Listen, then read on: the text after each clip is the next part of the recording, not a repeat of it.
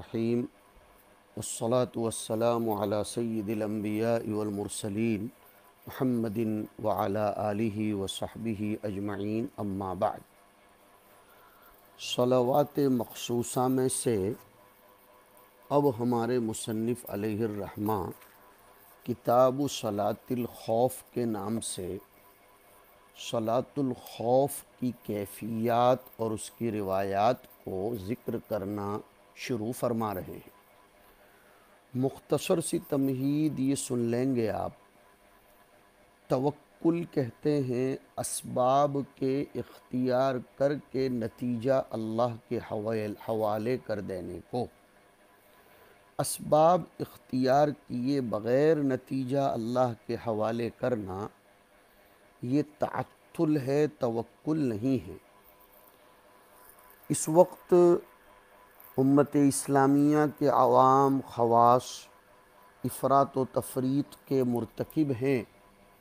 کچھ لوگ توکل کے معنی و مفہوم کو نہ سمجھتے ہوئے مطلقاً انقطاع عن الاسباب کر لیتے ہیں، جبکہ دنیا دار الاسباب ہے۔ سواری کو رسی سے باندھو، اس کو کیلی پر باندھو اور پھر توکل علی اللہ۔ لیکن بہت سے لوگ اسباب کی سرے سے نفی کرتے ہیں۔ کچھ لوگ وہ ہیں جو اسباب ہی پر ایمان رکھتے ہیں۔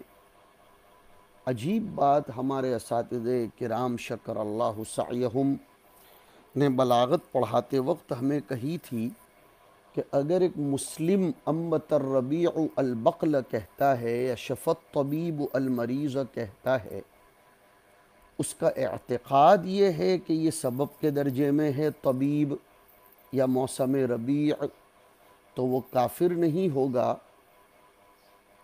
اس لیے کہ سبب کی طرف وہ نسبت کرتا ہے۔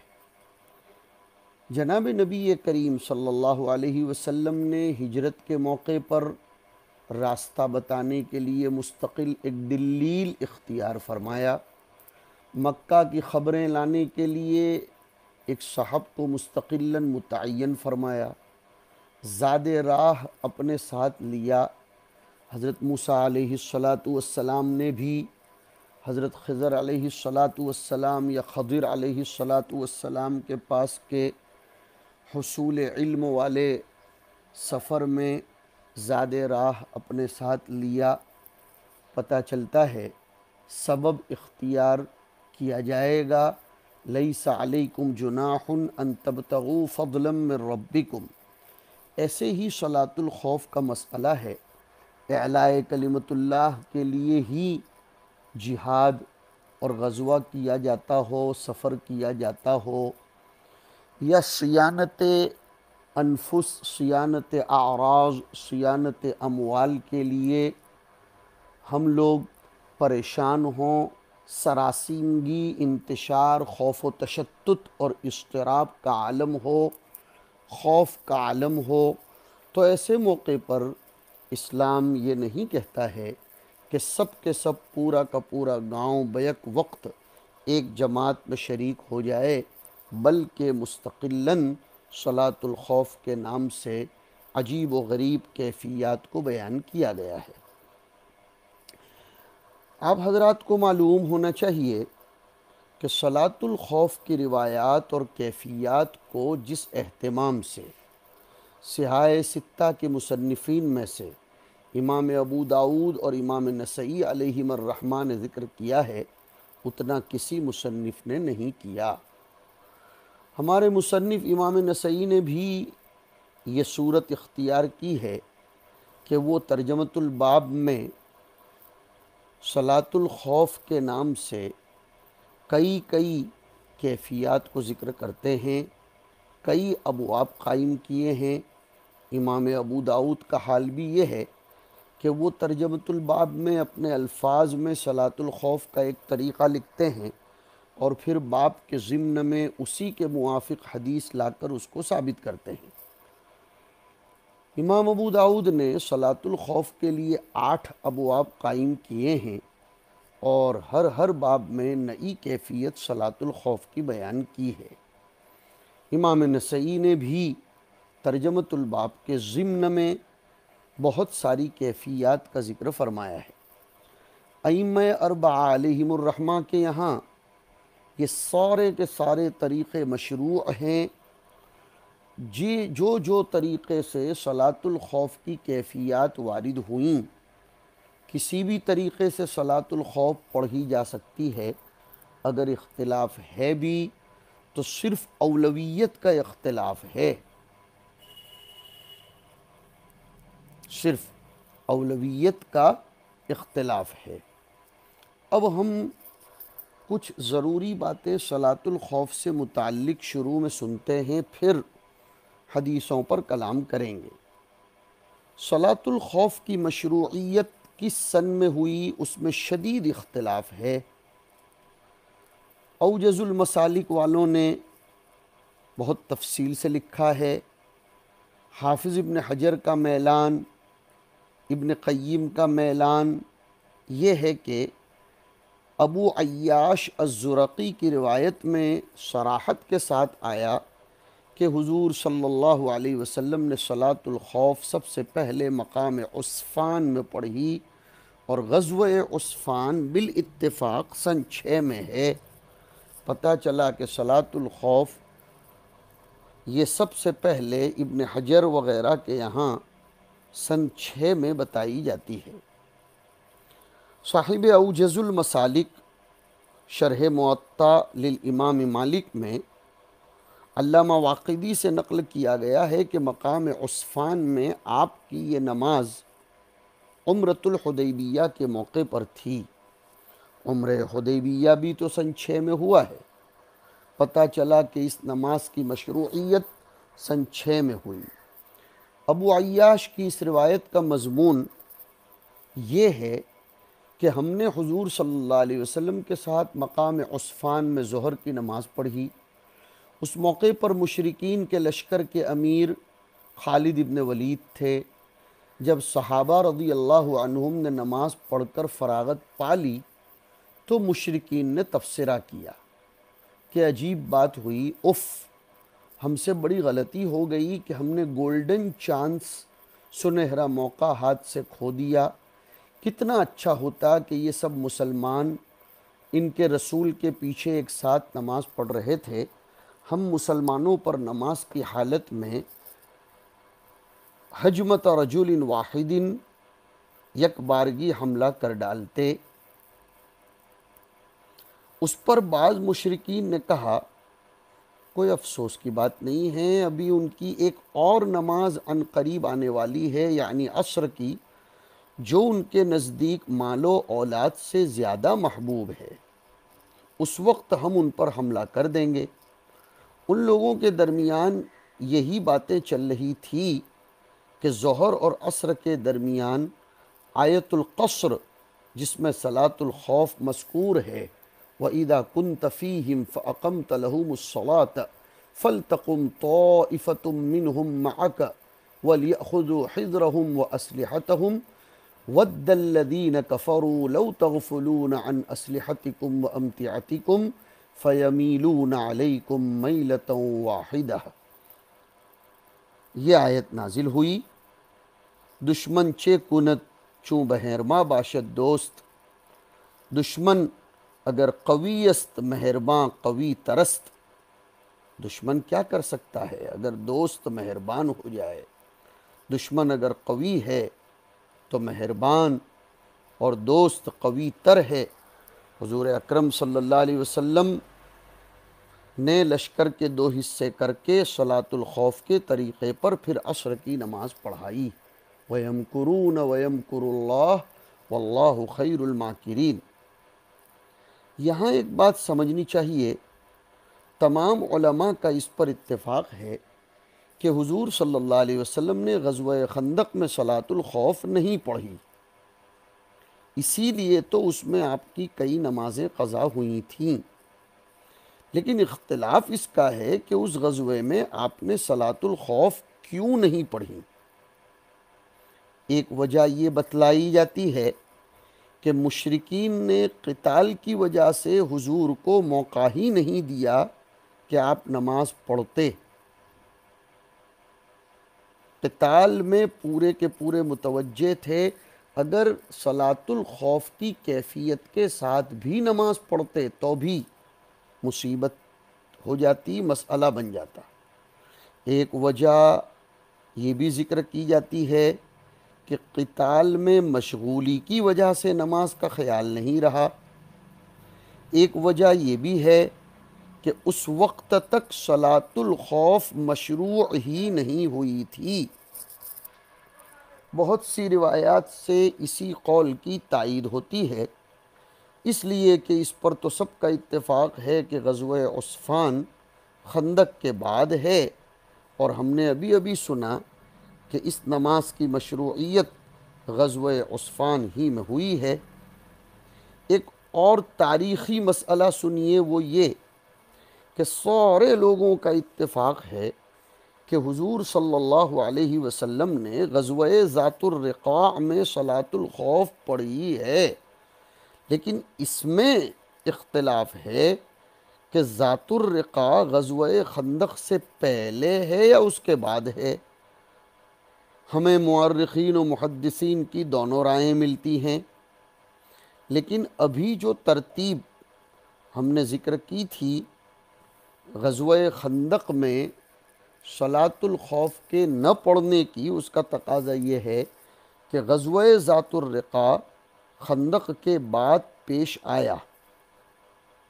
پتہ چلا کہ اس سے ایک تاریخی مسئلہ حل ہو جاتا ہے۔ اس میں بھی علماء کرام کا اختلاف ہے، جو صاحب بذل نے لکھا ہے کہ حضور نے صلاۃ الخوف 24 مرتبہ پڑھی ہے۔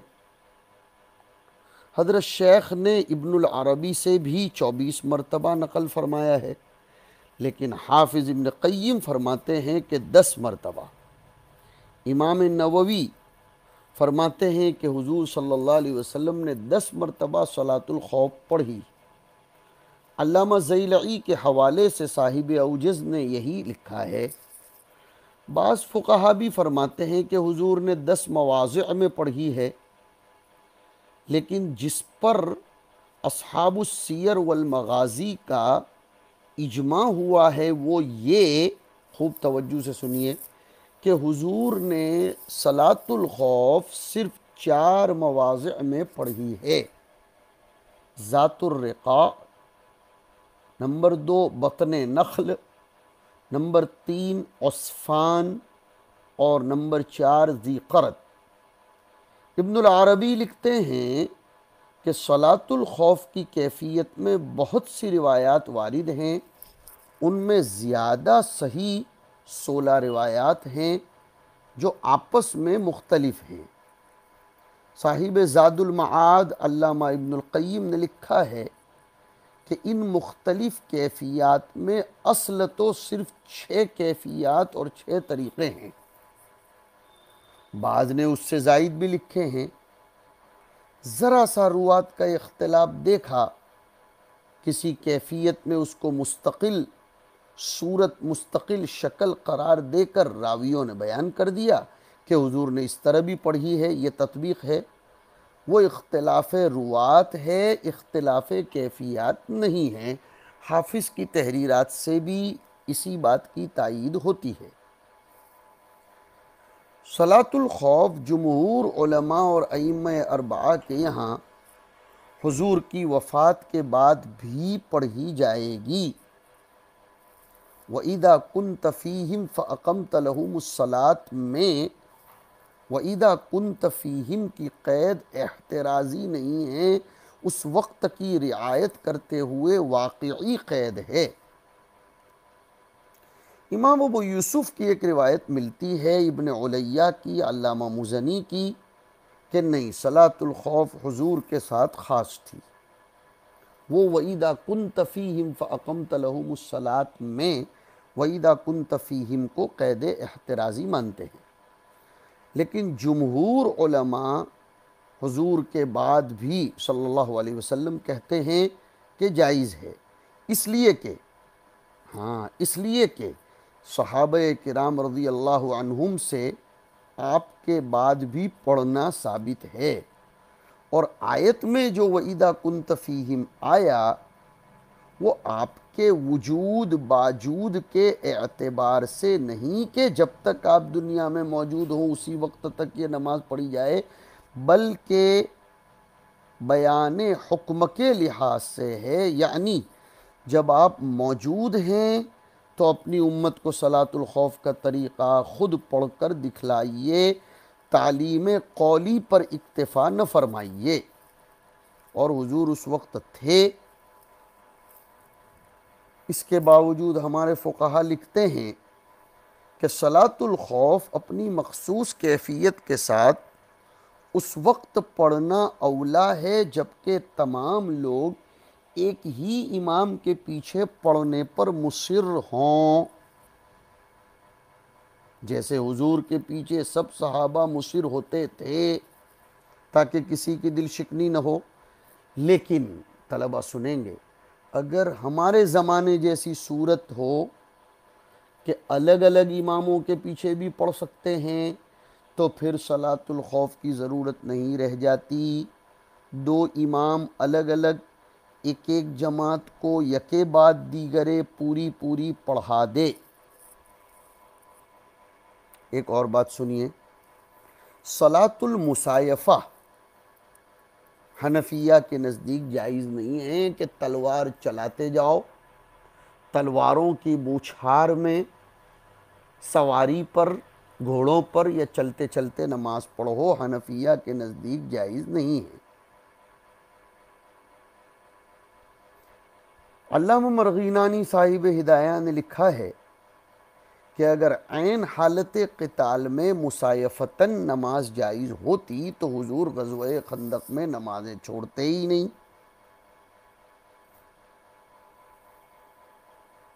جمہور علماء اور ائمہ ثلاثہ کے یہاں جائز ہے، ماشین، راکبن، کرن، فرن۔ حنفیہ کے یہاں اس کے خلاف ہے، ان کے یہاں مع المصایفہ یا مع المشی نماز باطل ہے۔ بعض علماء کا مذہب تو یہ ہے کہ گھمسان کی لڑائی میں اگر کسی طرح بھی نماز پڑھنے پر قدرت نہ رہے تو صرف تسبیح و تحمید، تحلیل و تکبیر پر اکتفا کر لے، اس وقت یہ تسبیحات نماز کے قائم مقام ہو جاتی ہیں۔ جیسے بعض فقہا نے تصریح کی ہے کہ حائضہ اور نفسا نماز کے وقت میں تسبیحات وغیرہ کر لیا کرے، اگرچہ وہ نماز کے قائم مقام نہیں ہوتی وہاں، لیکن وہ ایک تسلی کے خاطر ہے۔ امام بخاری رحمۃ اللہ علیہ نے ایک ترجمۃ الباب قائم کیا ہے کہ الصلاة عند مناہضۃ الحصون ولقاء العدو، اس میں ان لوگوں کی تردید کی ہے جو یہ کہتے ہیں کہ ایسے موقع پر تکبیر و تسبیح کافی ہو سکتی ہے۔ امام بخاری نے اس کی تردید کی۔ ایک بات اور سنیے، ائمہ اربعہ کے یہاں صلاۃ الخوف حضر میں بھی پڑھی جا سکتی ہے، سفر کے ساتھ خاص نہیں ہے۔ امام نووی نے امام مالک کا مذہب حضر میں عدم الجواز کا نقل کیا ہے، لیکن یہ تحقیق کے خلاف ہے۔ ائمہ اربعہ کے نزدیک خوف کی وجہ سے تعداد رکعات میں کوئی کمی نہیں ہوگی۔ ابن عباس، حسن بصری وغیرہ کے یہاں شدت قتال کی صورت میں بجائے 2 کے 1 رکعت پر اکتفا کرنا جائز ہے۔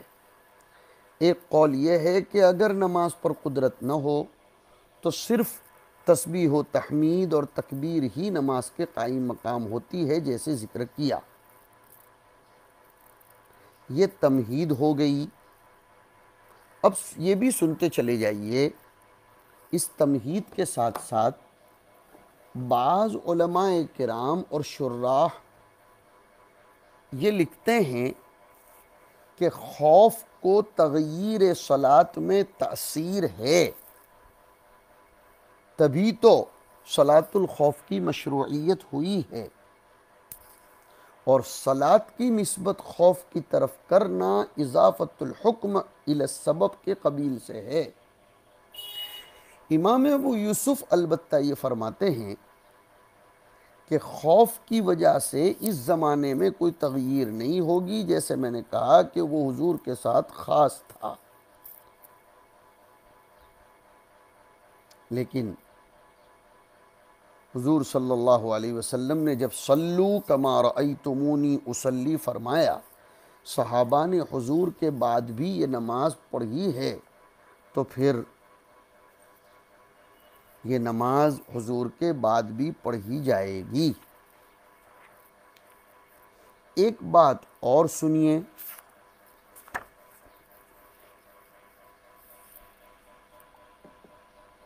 ائمہ اربعہ میں سے کسی امام کے نزدیک کون سا طریقہ صلاۃ الخوف کا مختار اور راجح ہے، کس امام کے نزدیک؟ ہم اس سلسلے میں وہ یاد رکھیں گے کہ روایات صحیحہ سے صلاۃ الخوف کی 16 صورتیں ثابت ہیں۔